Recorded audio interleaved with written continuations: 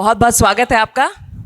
बिल्कुल पीपीटी की हम पीपीटी देखेंगे, एक लेकर आए हैं वित्त मंत्री जी, जिसमें छत्तीसगढ़ के विकास के विजन के बारे में बात होगी। लेकिन शुरुआत हम ऐसा करते हैं, जैसा भी आपके प्रोफाइल पे हमने देखा, आप आईएएस ऑफिसर रहे हैं। आजकल तो हम देख रहे हैं कि लोग फर्जी विकलांग सर्टिफिकेट लगा लगा के आईएएस बनना चाह रहे हैं, और आप पहले अटेम्प्ट में आईएएस बनने के बाद, वो एक सफल अधिकारी बनने के बाद, आपने ये छोड़ क्यों दिया? आज तक मेरा कोई टॉक या कोई भी पब्लिक प्रोग्राम नहीं हुआ जिसमें सवाल ना पूछा गया हो, लेकिन आपने पहला ही सवाल पूछ दिया, तो सबके मन में ये सवाल आखिरी तक रहता तो पहले ही जवाब आ जाए तो शायद अच्छा रहेगा। एक्चुअली बचपन में मेरा बहुत, जैसे रूरल इंडिया में रहता है सपना कि भाई कलेक्टर बहुत पावरफुल होता है, ये बनना चाहिए, इस तरह की माइंडसेट होता है। मेरे पिताजी जब मैं 8 साल का था तो उनका निधन हो गया था। वो प्राइमरी स्कूल में टीचर थे और मेरी माँ 4वीं क्लास तक पढ़ी हुई हैं। तो माँ के पेंशन के लिए हम लोग रायगढ़ जाया करते थे, मेरा गृह जिला का डिस्ट्रिक्ट हेडक्वार्टर। तो माँ का पेंशन बढ़ ही नहीं पा रहा था। तो फिर एक दिन हम कलेक्ट्रेट में गए और कलेक्टर ने बहुत जोर से डांटा डिस्ट्रिक्ट एजुकेशन ऑफिसर को, और हमारा काम हो गया। उस समय बड़ी मुश्किल से 11 साल का था। तो मैंने तय किया कि भाई ये कलेक्टर तो बड़ा तोप चीज़ होता है, ये बनना चाहिए। और मैं उस जुनून को, उस ड्रीम को फॉलो करता रहा, गांव के छोटे छोटे स्कूलों में पढ़ाई करते हुए, और 23 साल की एज में कलेक्टर बन गया, आईएएस बन गया।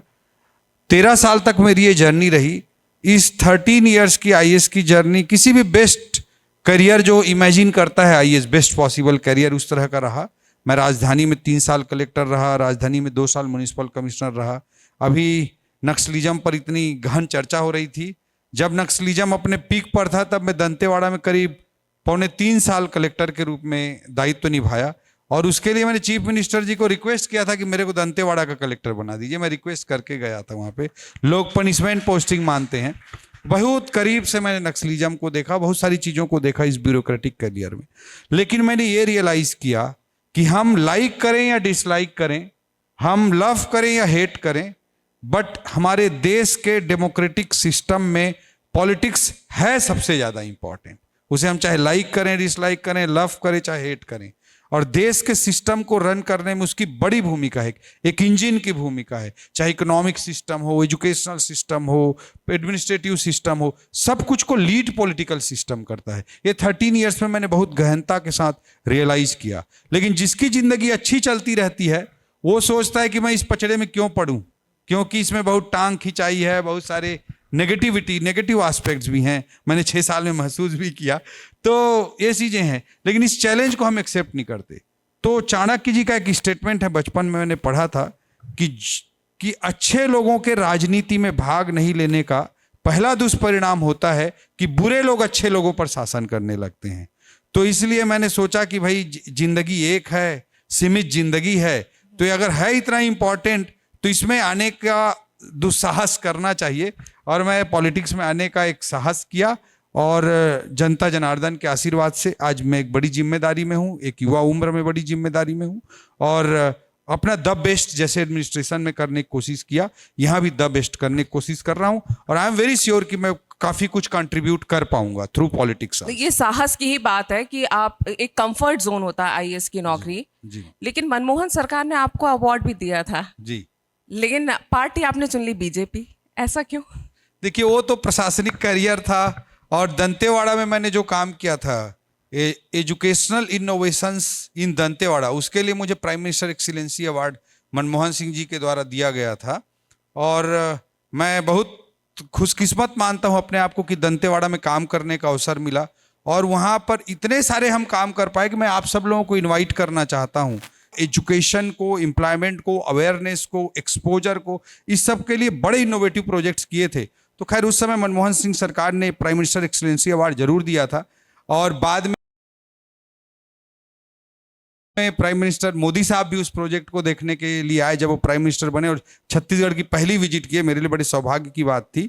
बट एक चीज़ और बताना चाहूँगा कि राजनीति का जो फितरत होता है कि जिस चीज़ के लिए मनमोहन सिंह जी ने पीएम एक्सीलेंसी अवार्ड दिया था, वही कांग्रेस पॉलिटिक्स में आने पर मुझे वहाँ पे उन प्रोजेक्ट्स पे सवाल उठाती है, घोटाले खोजने का प्रयास करती है। इस तरह की हरकतें भी, आरोप प्रत्यारोप, ब्लेम गेम की पॉलिटिक्स भी होती है, जो कि एक नेगेटिव पार्ट में मानता हूँ।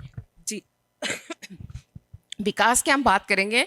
आपने वित्त मंत्री के तौर पे अपना बजट भी पेश किया अभी फरवरी में, उसमें भी कई महत्वपूर्ण बातें हैं। आप ब्यूरोक्रेट रहे हैं और उसके बाद मंत्री भी बने हैं। जी जमीनी हकीकत क्या है, योजनाओं को पहुंचाने का काम ब्यूरोक्रेट करता है, और जिस तरह से आपने बताया परिस्थितियां देखी हैं, तो बनाने का काम अब आप कर रहे हैं वित्त मंत्री के तौर पे। जी आपने विजन 2047 की एक तस्वीर तो यहाँ पर दिखा दी, लेकिन जब आपने वित्त मंत्री के तौर पे पहला बजट पेश किया, इसमें बहुत ज्ञान था, लेकिन वहाँ पे भी एक ज्ञान आपने दिया था। जी मैम, क्योंकि मैम हमने पहला बिंदु रखा था बजट में ज्ञान का, जैसा कि आदरणीय प्रधानमंत्री जी भी उस संबंध में बात करते हैं। तो जी फॉर गरीब, वाई फॉर युवा, ए फॉर अन्नदाता एंड एन फॉर नारी शक्ति। कोई भी हम डेवलपमेंट करेंगे, हम माइनिंग को आगे बढ़ाएंगे, हम सर्विस सेक्टर को आगे बढ़ाएंगे, हम नक्सल एरिया को ठीक करेंगे, ये सारा कोई भी हम काम करेंगे तो वो जो डेवलपमेंट है वो इंक्लूसिव होना चाहिए। हमारे छत्तीसगढ़ के स्थानीय भाई बहनों को, जिनको कहा जाता है कि अमीर धरती के गरीब लोग हैं, उनको उसका लाभ मिल सके, ये हमने पहला बिंदु रखा था।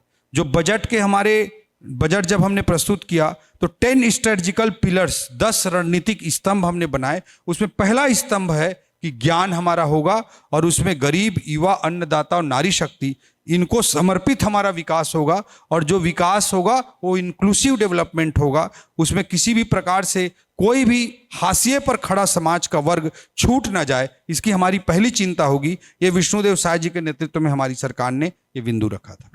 आपकी सरकार आई है तो जो कांग्रेस की सरकार थी उस पर घोटालों के बड़े आरोप थे, कोयला घोटाला, शराब घोटाला, महादेव ऐप सभी जानते हैं, और कहीं ना कहीं वो आपके आने का कारण भी है कि लोग उससे त्रस्त भी थे।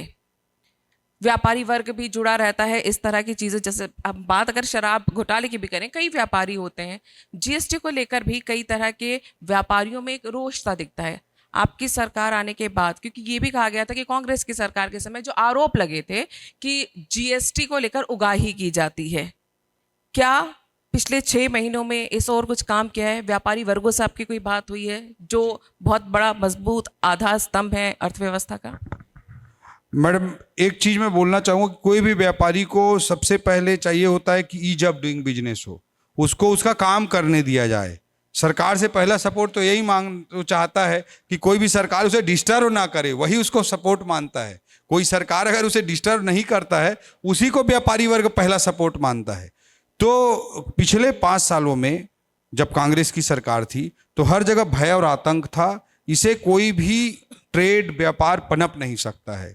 हर जगह सिस्टम को कोलैप्स करके रखा। जैसे आपने जीएसटी की चर्चा की, तो मैं बताना चाहूँगा कि 2 जीएसटी कमिश्नर, 2 आईएएस अधिकारी जो जीएसटी कमिश्नर के रूप में कांग्रेस के कार्यकाल में लंबे समय तक काम किए, 3-4 जो भी काम किए होंगे, उनमें से 2 ऑफिसर जेल के अंदर हैं, जो भले ही दूसरे कारणों से कोल घोटाला या लीकर घोटाला कारण गए। 2 आईएएस ऑफिसर जेल के अंदर हैं 1.5-2 साल से। तो इस तरह से किस तरह का इनका माइंडसेट था, इसको आप समझ सकते हैं। बेसिकली क्या हुआ, मेरे को जो समझ में आता है कांग्रेस की जितनी स्ट्रेटजी थी उसको मैं समझ पाता हूं कि ये लोग 2.5 साल का फार्मूला बनाए थे। लोगों को यही लगता है, मेरे को भी यही लगता है कि टीएस सिंहदेव जी और भूपेश बघेल के बीच में मुख्यमंत्री के लिए 2.5 साल का फार्मूला बना था। अब वो 2.5 साल के फार्मूला को एक्सटेंड करने के लिए पहले दिन ही भूपेश बघेल जी ने कांग्रेस की संस्कृति और विचारधारा के अनुरूप निर्णय कर लिया कि इसको मैं फेल करूंगा, इस फार्मूला को। और इसके लिए उन्होंने जो तरीका अपनाया कि गांधी परिवार का छत्तीसगढ़ को एटीएम बना दिया, ताकि इस 2.5 साल के फार्मूला से आगे बढ़कर वो 5 साल तक मुख्यमंत्री रह सके। और जब भी इस तरह से पैसे उनको पहुंचाने हों या उनको खुद को लिए इकट्ठा करना था, जो भी करना था, तो जब आपको कैश पैसा किसी को कमाना हो तो सिस्टम को कोलैप्स किया जाता है। जब सिस्टम बिगड़ेगा तो लोगों के, भ्रष्टाचारियों के जेब में ज्यादा पैसा जाएगा, सरकार के खाते में कम पैसा जाएगा। जब सिस्टम सुधरेगा तो भ्रष्टाचारियों के जेब में कम पैसा जाएगा और सरकार के खजाने में ज्यादा पैसा जाएगा। तो इन्होंने हर जगह सिस्टम को बिगाड़ा, चाहे कोयला हो, हर जगह माफिया राज स्थापित किया। कोयला में माफिया, रेत में माफिया, शराब में माफिया, पीएससी में माफिया, भर्ती में माफिया, यूरिया में माफिया, डीएपी में माफिया, गोबर में माफिया, गोठान में माफिया, धरती में माफिया, मिट्टी में माफिया, आसमान में माफिया। हर जगह इन्होंने माफिया स्थापित किया ताकि छत्तीसगढ़ को गांधी परिवार का एटीएम बना सकें और वो अपने मुख्यमंत्रित्व के चेयर को आगे बढ़ा सकें। लेकिन इस माफिया को मिटाने के लिए और पारदर्शिता लाने के लिए आपका विजन क्या है? छत्तीसगढ़ की हमारी सरकार आदरणीय मुख्यमंत्री जी के नेतृत्व में बहुत सारे गवर्नेंस के रिफॉर्म्स तेजी से कर रही है, क्योंकि कोई भी स्टेट बिना गवर्नेंस के ना नक्सलवाद से लड़ सकता है, ना डेवलपमेंट इंश्योर कर सकता है, ना विकसित छत्तीसगढ़ बना सकता है। सबसे बेसिक थीम है कि हमको हर जगह गवर्नेंस स्थापित करना होगा, सिस्टम को सही तरीके से स्थापित करना होगा। इस विचार के साथ मुख्यमंत्री विष्णुदेव साय जी के नेतृत्व में हमारी सरकार बहुत सारी स्टेप ली है। फॉर एग्जाम्पल मैं कोट करना चाहूंगा कि जैसे कोयला में रॉयल्टी पर्ची दिया जाता था, उसका सिस्टम 2018 के पहले जब भाजपा की सरकार थी तो उस समय उसको ऑनलाइन सिस्टम बना दिया गया था। उसमें व्यापारी को अपने से जनरेट हो जाता था, उसका जो रिलीज ऑर्डर आरओ बोलते हैं वो सब अपने से जनरेट हो जाता था। उसको भूपेश बघेल जी की सरकार में जुलाई 2020 में मैनुअल कर दिया गया और 25 रुपये प्रति टन के हिसाब से कोयले में एक्सट्रैक्शन अमाउंट, शोषण का पैसा इसमें इकट्ठा किया गया। हमारी सरकार आते ही उसको सबसे पहले ऑनलाइन करने का काम की, उस पूरे सिस्टम को, ताकि इस तरह के मैल प्रैक्टिसेस को रोका जा सके और जो व्यापार करने वाले लोग हैं उन्हें प्रोत्साहित किया जा सके। इसी तरह से मैं एग्जाम्पल दूंगा, जो पीएससी है, पीएससी में आप देख सकते हैं कि सीबीआई जांच के लिए हमारी सरकार ने रिकमेंड किया है और पीएससी में जो छत्तीसगढ़ की युवा भाई बहनों के साथ अन्याय हुआ था उसे न्याय दिलाने के लिए सीबीआई की जांच प्रारंभ हो चुकी है।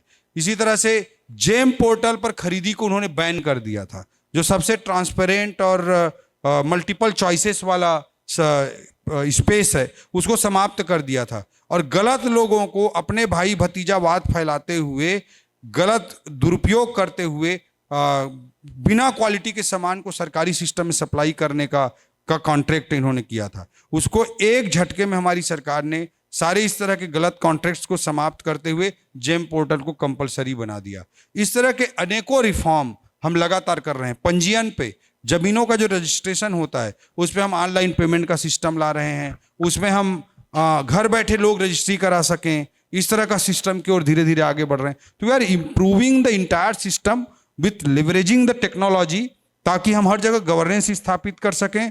हमारी विचारधारा का जो प्रमुख बिंदु है कि हम सशक्त राज्य, मजबूत भारत जो बनाना चाहते हैं उसमें हम अपना योगदान दे सकें, राष्ट्र निर्माण, समाज निर्माण की प्रक्रिया को आगे बढ़ा सकें, उसके लिए गवर्नेंस एक बेसिक रिक्वायरमेंट है, उसे हम पूरा कर रहे हैं। बिल्कुल, और छत्तीसगढ़ में संभावनाएं बहुत हैं और ये है कि इच्छा शक्ति होनी चाहिए। अगर राजनीतिक इच्छा शक्ति है तो हो सकता है 2047 से पहले ही काफी तस्वीरें बदलती हुई नजर आए। काफी कुछ आपने पीपीटी में बता ही दिया। आप यहाँ आए पांचजन्य के इस कार्यक्रम के लिए, आपने समय निकाला, इसके लिए आपका बहुत बहुत धन्यवाद। धन्यवाद मैडम, आप सबका धन्यवाद। पूरे पांचजन परिवार को बहुत बहुत धन्यवाद। एडिटर साहब को बहुत बहुत धन्यवाद। और आप लोगों ने इतना अच्छा आयोजन किया है। छत्तीसगढ़ की बात, छत्तीसगढ़ की आवाज़ दिल्ली तक कम ही पहुंच पाती है, तो आप लोगों ने पहुंचाने का एक माध्यम बनाया, उसके लिए मैं सभी को धन्यवाद देता हूं।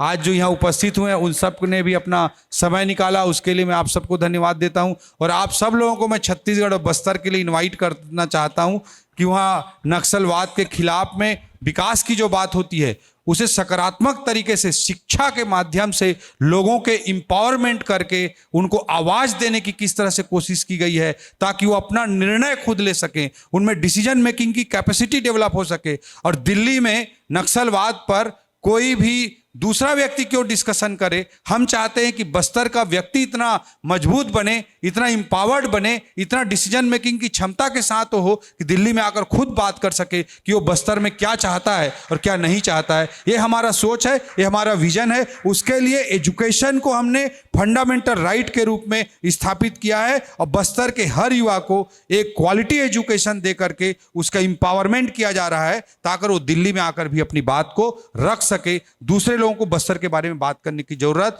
यहाँ के जो गुणी बनते हैं उनको जरूरत ना पड़े, ये हमारा विचार है ma'am. Thank you so much. बहुत बहुत धन्यवाद।